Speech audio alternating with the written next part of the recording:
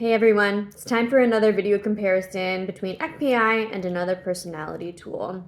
This time I will be focusing on the TTouch method way of analyzing personality. If you're familiar with the TTouch method, it's usually because it's associated with bodywork techniques. But Linda Tellington-Jones, who is the founder of the TTouch method, also wrote a book about personality, and she ties that into the kind of broader TTouch methodology. So that's what I'm going to be focusing on today. So quickly, as far as kind of a summary goes, these two methods, EqPI and the TTouch method for identifying and analyzing personality, are very different. They really could not be more different. There are a couple similarities which I'll touch on, but the way that they determine personality, as well as how they use the personality once you know what it is, and also when you determine personality, are very different. So quick summary about the TTouch method if you're not familiar with it. Again, it's kind of part of a broader TTouch methodology, which includes body work and some groundwork techniques, and just generally looking at the horse overall, like basic horsemanship as far as conformation goes, and how does that match the job, and how is that going to impact lameness, which impacts behavior, which kind of gets me to one of the first things about the TTouch method is that behavior and personality, obviously they're intertwined, but in the TTouch method, they're kind of the same thing. So one of the main principles about the TTouch method is that personality can change because behavior can change based on whether or not the horse is in pain or their needs are being met. Although the TTouch method really doesn't talk about needs at all, the approach of evaluating personality in the TTouch method is really more as a diagnostic tool to determine whether or not the behavior that you're seeing can be attributed to personality, or if it's not in alignment, we need to dig deeper and figure out what's causing that behavior, as far as like pain or saddle fit or bad rider-horse match. So it's not really used as a management tool as far as understanding your horse's needs and wanting to make sure that you're meeting those needs. That's not really the purpose of analyzing personality from the TTouch methodology. So as far as how they look at personality, it's basically phrenology for horses. And if you're not familiar with phrenology, it is a practice that was done many years ago, hundreds of years ago at this point. It did go up into the early 1900s, which basically was the practice of looking at human skulls and determining personality and intelligence based on the skull shapes.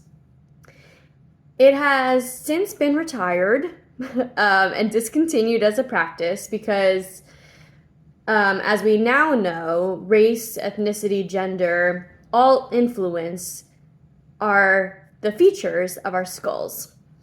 And it was used back in the day to basically prove that the white race was superior to other races, which obviously has its own faults. So it has been discontinued with people, is not used anymore. But the concept as far as looking at skull shape and facial features is the same concept that Linda Tellington-Jones used to create the TTouch method. So you make your own determinations on that. So the physical characteristics that you look at using the TTouch method, we're just looking at the face for one thing. You don't look at the body at all, whereas like the TCM 5 elements or 5 constitutional types method, you look at the whole conformation. With the TTouch method, you just look at the head. So you're looking at the overall profile of the head. You're also looking at the jowls, which are the cheek area of the head, bumps and bulges, the overall muzzle of the horse, and then within the muzzle, you look at the mouth, the lips, the nostrils, the chin, and then you also look at the eyes and the ears. One thing that Linda Tellington Jones also considers in the TTouch method, which she did not create, is whorlology. She doesn't call it that, but what whorlology is looking at where the swirls or whorls of hair are on the horse's face, and using that as an input into personality. So whorlology has been around forever as well, but it's sort of like folklore science. But anyway, she does include a chapter on swirls as part of the analysis as well.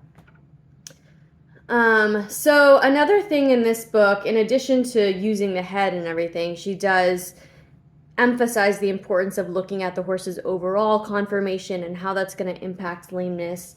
And she does offer bodywork techniques as far as her TTouch method, but from what I saw, they weren't really personality specific.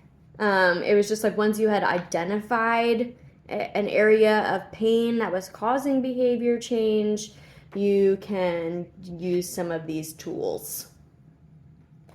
And she emphasizes matching the horse and rider based on needs, etc., as far as like what you want to do with the horse. Is it suited for that, etc. So that's the summary of the TTouch method. So there are some similarities between EqPI and the TTouch method, although there really are not that many. The main similarity is that the goal is to help the horse. The ultimate goal is related to horse welfare. We want the horse to be happy. We want it to be sound. We want to be creating an environment where it's doing well. They also, both methods emphasize the importance of the match, or can be used when determining the match.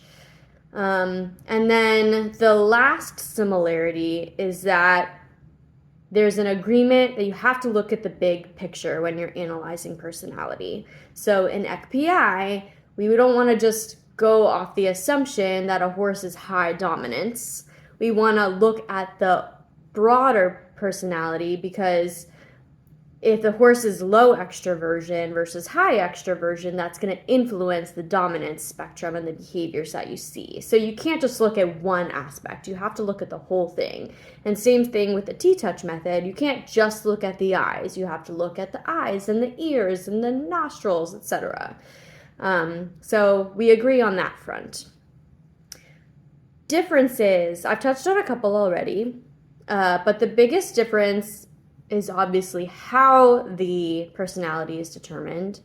So EqPI is only behavioral, and TTouch only looks at the head, facial features.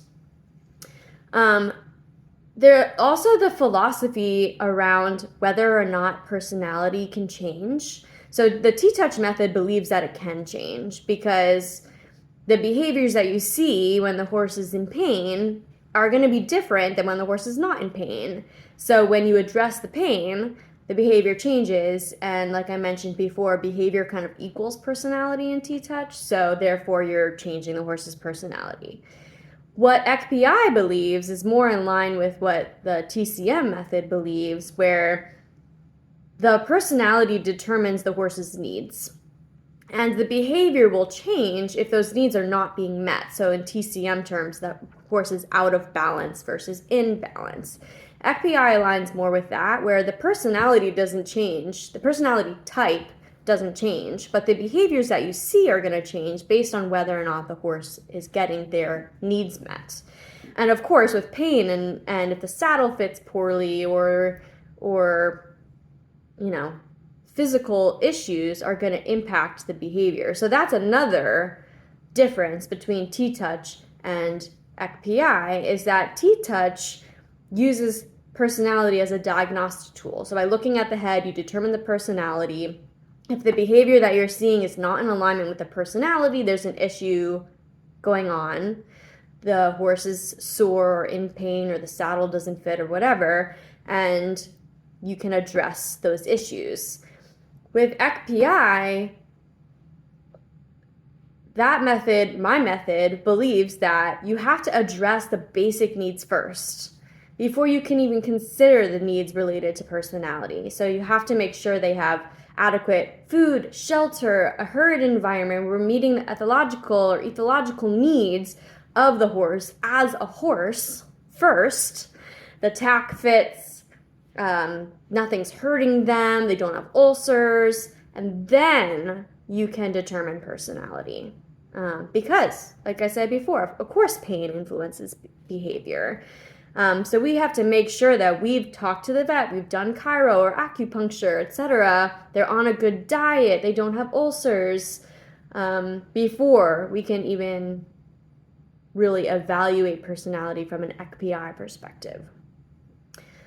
So those are really the big differences and similarities, my comparison between the two. Let me know what you think. If you have any experience using the TTouch method, I'd love to know your thoughts. Otherwise, thanks for watching. The blog will be up on the website soon.